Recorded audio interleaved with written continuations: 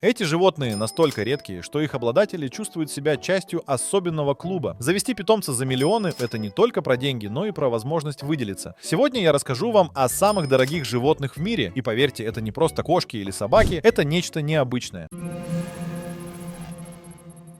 Вы знали, что некоторые миллиардеры содержат акул? Причем не просто в огромных аквариумах, а иногда даже на своих яхтах. Да, яхты с бассейнами для акул — это реальность. Дело в том, что для богатых людей акулы — это символ власти и силы. Содержание такой рыбы стоит огромных денег. Нужно не только построить специальный аквариум с морской водой, но и обеспечить постоянный уход. Кормление акул — это отдельная история. Некоторые виды нужно кормить только свежей рыбой, причем в определенное время. А если акула заболеет, ветеринаров, которые могут ее вылечить, можно пересчитать по пальцам. Но почему акулы? Многие считают, что это впечатляет гостей. Представьте, вы приезжаете на вечеринку на яхте, а там в бассейне плавает белая акула. Это как раз тот случай, когда роскошь переходит в разряд шоу. И, конечно, стоит это баснословно.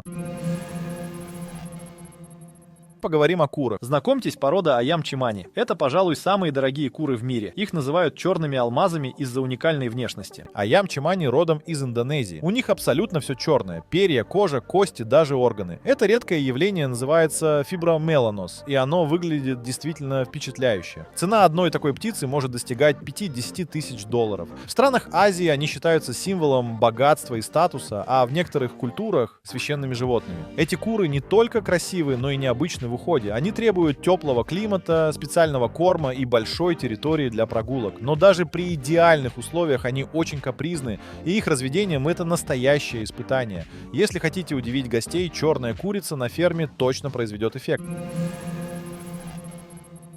Вы, наверное, думаете, ну ладно, акулы, куры, но муравьи. Да, вы не ослышались. Коллекционирование редких насекомых, особенно муравьев, стало настоящим трендом среди богатых людей. Есть, например, муравьи-бульдоги из Австралии или редкие муравьи-листорезы из Южной Америки. Их продают за большие деньги из-за их необычного поведения и сложных систем общения. Коллекционеры строят для своих муравьев специальные фермы. Это прозрачные аквариумы, где можно наблюдать за их жизнью, как они роют туннели, добывают пищу, заботятся о матке. Это настоящий муравьиный мир, который работает как идеально настроенный механизм. Но тут есть нюанс. Муравьям нужны идеальные условия. Температура, влажность, специальная пища. Если что-то пойдет не так, вся колония может погибнуть. Поэтому такие насекомые — это не только увлекательное хобби, но и большая ответственность.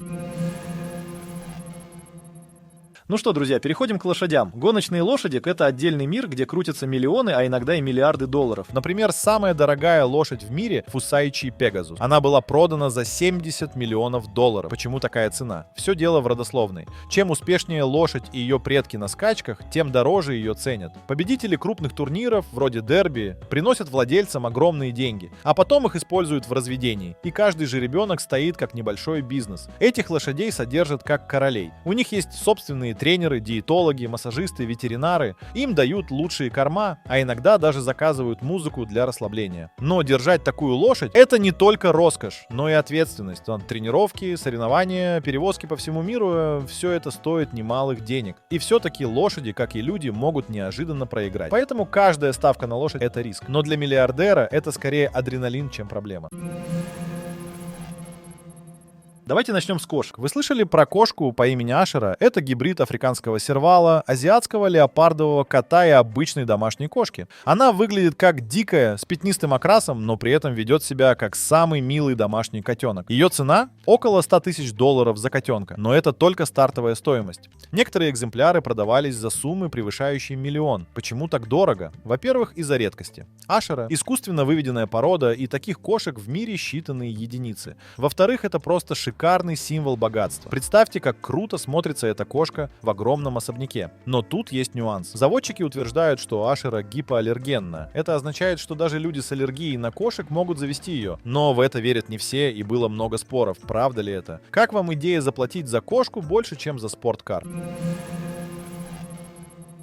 А теперь давайте поговорим про собак. Знакомьтесь, тибетский мастиф – порода, которая стала настоящим символом роскоши в Китае. Эти собаки не просто большие, они огромные. С длинной густой шерстью и внушительным видом они напоминают львов. В 2014 году тибетский мастиф по имени Big Splash был продан за 1,9 миллиона долларов. Да-да, почти 2 миллиона за собаку. Почему так дорого? Ну, во-первых, порода считается редкой и древней. Это собаки, которых когда-то разводили монахи в Тибете, чтобы охранять храмы.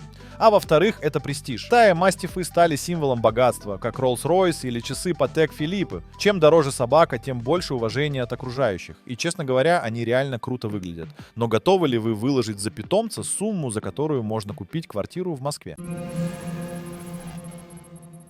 В странах Ближнего Востока соколиная охота — это не просто спорт, это культурное наследие. Здесь соколы — это часть образа жизни, а за некоторых из них готовы платить миллионы долларов. Например, редкий белый сокол породы гирфалкон может стоить до 2 миллионов долларов. Почему? Потому что такие птицы встречаются крайне редко и считаются настоящей драгоценностью. Но дело не только в самой птице. Хозяева таких соколов могут тратить еще сотни тысяч долларов на обучение, специальные джеты для перевозки и даже золотые капюшоны, которые надевают птицам на голову. Да, вы не ослышались, эти птицы летают на частных самолетах. Кстати, во время охоты сокол может развивать скорость быстрее, чем любой гоночный автомобиль. Как вам такая страсть к птицам?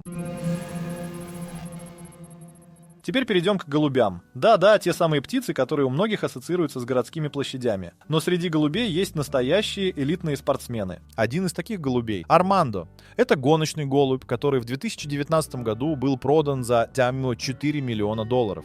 И знаете почему? Он побеждал в гонках, где участвуют сотни птиц, и приносил своему владельцу огромные призы. Голубиные гонки — это не просто хобби, а целая индустрия. В Китае, Бельгии и Нидерландах на такие соревнования ставят миллионы. Владельцы лучших птиц нанимают тренеров, диетологов и строят для них специальные голубятни. Интересно, что гоночные голуби всегда возвращаются домой, даже если их отпустить за тысячи километров. У них какое-то невероятное чувство ориентации. Представьте себе, птица летит, преодолевая горы и моря, чтобы вернуться к своему владельцу. За это миллионы и платят.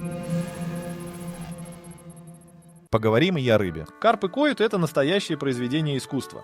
Они живут в прудах богатых людей и считаются символом удачи, богатства и долголетия. Самый дорогой карп кoi был продан за 1,8 миллиона долларов. Ее звали с легендой, и она имела ярко-красный окрас с белыми пятнами. Такой окрас считается идеальным среди коллекционеров. Но дело не только в цвете. Выращивание кои — это искусство. Эти рыбы могут жить до 100 лет, и за ними нужен постоянный уход. Чистая вода, правильное питание и даже массаж. Да-да, специальный массаж для карпов. У коллекционеров в Японии есть целые фермы, где карпов выращивают по всем правилам. А покупатели устраивают настоящие аукционы, чтобы заполучить самых красивых рыб. Это уже не просто рыба, а часть культурного наследия.